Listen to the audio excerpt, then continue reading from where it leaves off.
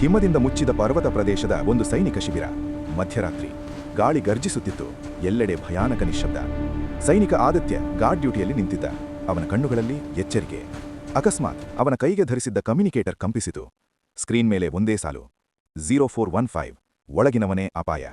ಆದಿತ್ಯನ ಹೃದಯ ಬಡಿತ ಹೆಚ್ಚಾಯಿತು. ಶಿಬಿರದೊಳಗೆ ದ್ರೋಹಿಯೇ? ಅವನು ಯಾರ ಮೇಲೂ ತಕ್ಷಣ ಅನುಮಾನ ಮಾಡಲಿಲ್ಲ. ಆದರೆ ಕಂಟ್ರೋಲ್ ರೂಮ್ ಬಳಿ ನಿಖಿಲ್ ರೇಡಿಯೋ ಪರಿಶೀಲಿಸುತ್ತಿದ್ದದ್ದು ಅವನ ಗಮನ ಸೆಳೆದಿತು. ನಿಖಿಲ್ ಅವನ ಆಪ್ತ ಸ್ನೇಹಿತ. ಆದರೂ ಸಂದೇಶ ಬಂದ ಸಮಯದಲ್ಲಿ ಅಲ್ಲಿದ್ದವನು ಅವನೇ. 3:50 AM. ಹಿಮದ ಮೇಲೆ ಯಾರೋ ನೆರಳು ಚಲಿಸಿತು.